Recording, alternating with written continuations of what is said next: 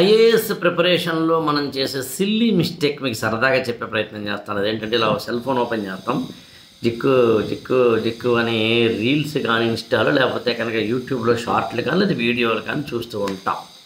కొంతమంది exam tips చెప్తారు, కొంతమంది ప్రిలిమినరీ ఎలా ప్రిపేర్ అవ్వాలో చెప్తారు, కొంతమంది ఆప్షన్ ఎలా ప్రిపేర్ అవ్వాలో చెప్తారు, ఆప్షన్ ఎలా సెలెక్ట్ చేసుకోవాలో చెప్తారు, మీడియం ఎలా సెలెక్ట్ చేసుకోవాలో చెప్తారు, కరెంట్ అఫైర్స్ ఎలా చదవాలో చెప్తారు, న్యూస్ పేపర్ ఎలా చదవాలో చెప్తారు, ఓల్డ్ క్వశ్చన్స్ పేపర్స్ ఎలా చదవాలో చెప్తారు, కరెంట్ అఫైర్స్లో ఇవాళ ఏం జరిగిందని కొంతమంది చెప్తారు, వ్యక్తిత్వ వికాసం మోటివేషను కొంతమంది చెబుతారు. మొత్తం మీద వివిధ రకాలైన యూట్యూబ్ వీడియోస్ని మీరు 1 గంట 2 గంటల సేపు చూశారు.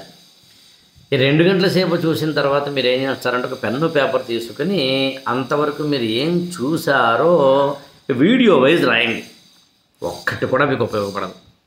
దాని అర్థం చేసిన వాళ్ళు తక్కువ చేశారని, వాళ్ళు సరిగ్గా ఇవ్వలేదని, వాళ్ళ కంటెంట్ వృధా అని నేను చెప్పడం లేదు. ఆ మాటకు వస్తే నా కంటెంట్ కూడా అందులో ఉంటుంది కదా.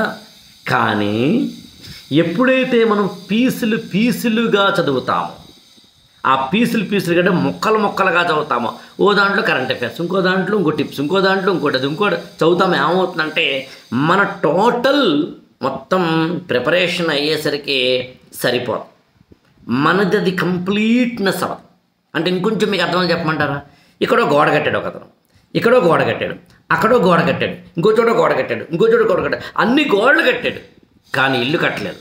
ఇల్లు కట్టాలంటే సిమ్మెట్రిక్గా కట్టాలి, ఇల్లు కట్టాలంటే ప్లాన్డ్గా కట్టాలి, ఇల్లు కట్టాలంటే ఆర్గనైజ్డ్గా కట్టాలి, ఇల్లు కట్టాలంటే అందమైన ఆకృతిని ముందే డిజైన్ చేసుకుని ఆర్కిటెక్చర్తో మాట్లాడి కట్టాలి. అంటే ఎవరో ఒకరినే నువ్వు ఎంపిక చేసుకుని వాళ్ళతోటి మాత్రమే నువ్వు ట్రావెల్ చేయగలిగి ఉండాలి.